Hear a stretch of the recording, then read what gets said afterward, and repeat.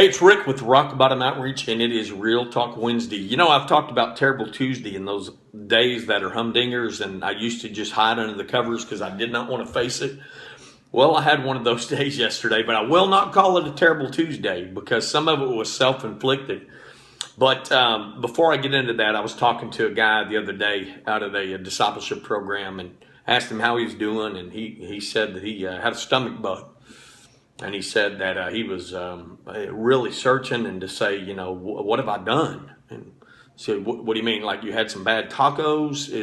That what you mean? What have you done? And he says, there's some sin in my life that I've not dealt with. And so what he was saying is he had a stomach bug because of the sin in his life. Well, here, if you drank too much tequila and you were sick to your stomach, that would be directly connected with sin.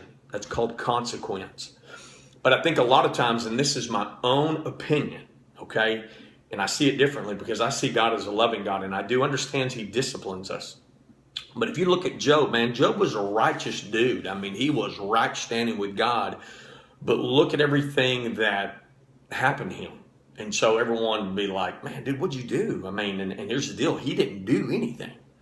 But God allowed Satan to have his way as long as he said he did not kill him.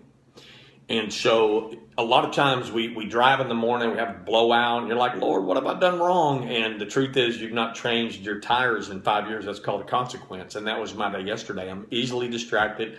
I was in my car, I was getting gas, and I went inside and I got something to drink, and I went right back to the car. But between the drink and the car, I never removed the gas nozzle from the pump.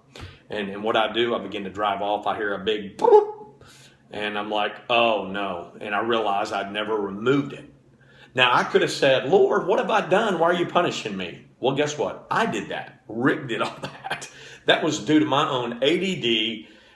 It tore the front of the panel off. I mean, it just didn't disconnect the hose. I mean, it was a humdinger. And man, I apologize, and I had to call the police and anyway, but you know, I can't blame that on God. That's me. The same as hitting the 18-wheeler. I can't blame that on God. That was my choice. And understand, sometimes with choices come consequence. But just because you're sick doesn't mean there's undealt with sin and God's punishing you. I personally do not believe that.